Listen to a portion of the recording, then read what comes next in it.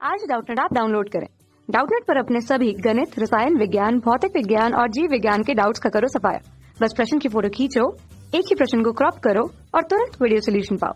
अभी डाउनलोड करें। प्रश्न दिया है 3 माइक्रोफैरड तथा 5 माइक्रोफैरड धारिता के दो पृथक्कृत धात्विक गोलों को क्रमशः 300 वोल्ट तथा 500 वोल्ट तक आवेशित किया जाता है।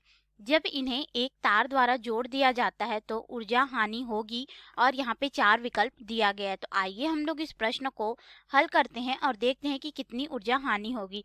जैसा प्रश्न में बोला है, हमने यहाँ पे दो धात्विक गोले ले लिए हैं, ठीक है। ये दोनों गोले अभी एक दूसरे के संपर्क में नहीं है। मान लेते हैं इसकी जो धारिता है C बराबर हमें दिया गया 3 माइक्रोफैरड है और इसकी हमें धारिता दे दी गई है 5 माइक्रोफैरड, ठीक है। इस तरह से अब हम लोग ये इनकी धारिता तो बता दी, परंतु इनको आवेशित किया जाता है तो हम लोग इसको कुछ ना कुछ विभवांतर देंगे। तो हम लोग V वोल्टता देते हैं जो कि है 300 वोल्ट की, और इसे हम लोग देते हैं V वोल्टता जो कि है हमारे पास 500 वोल्ट की। तो इसे हम लोग V1 बोल देते हैं, इसको हम लोग V2 बोल देते हैं, ठीक है। इसकी धारिता C1 हो जाएगी, इसकी धारिता जो है C2 हो जाएगी। अब हम लोग क्या करते हैं, इन दोनों को जब ये आवेशित हो जाते हैं तो इनको एक तार के माध्यम से इस तरह से हम लोग आपस में जोड़ देते हैं, ठीक है। अब इनको एक तार के माध्यम से जोड़ दिया तो यह पूरा एक निकाय बना गया। अब यह निकाय बन गया तो जहाँ पे हम लोग देखेंगे तो आवेश कम होगा, उसके बाद जिधर आवेश कम होगा उधर आवेश का प्रवाह होना शुरू हो जाएगा, ठीक है।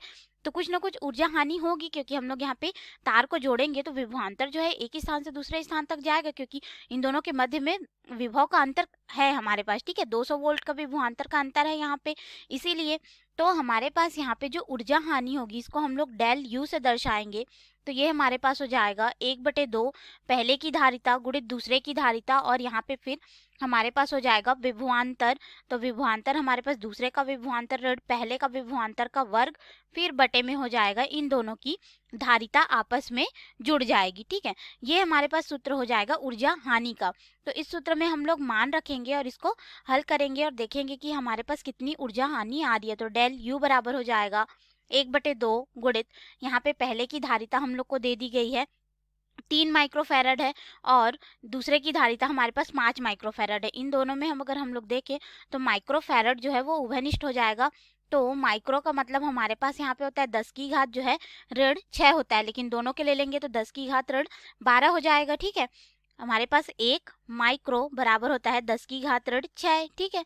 माइक्रोफैरड में ले लेते हैं हम लोग यहाँ पे, तो 1 10 की घात ऋण 6 फैरड के बराबर हो जाएगा हमारे पास मान। अब देखिए हम लोग को इन लोग का जो विभवांतर है उसका भी मान दे दिया गया है। V2 का मान 500 वोल्ट है, V1 का मान 300 वोल्ट है। इसका हम लोग वर्ग कर देंगे इसके अंतर का, और फिर बटे में हमारे पास यहाँ पे हो जाएगा, ये आपस में जुड़ेंगे, ठीक है। तो ये हो जाएगा 3 धन 5 और ये 10 की घात ऋण 6 जो है उभयनिष्ठ हो जाएगा। यहाँ पे गुणा में था इसीलिए 10 की घात ऋण 12 हुआ।